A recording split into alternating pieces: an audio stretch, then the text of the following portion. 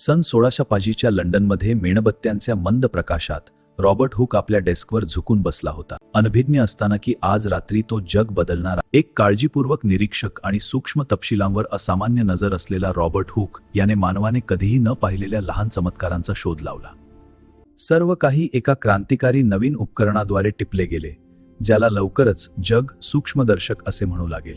त्याच्या भिंगामुळे जगाला निरीक्षकाच्या डोळ्यांपेक्षा 200 ते 300 पट मोठे दिसू शकते. एखाद्या लपलेल्या विश्वाचे दालन अगदी आपल्या बोटांच्या टोकांखाली उघडत आहे.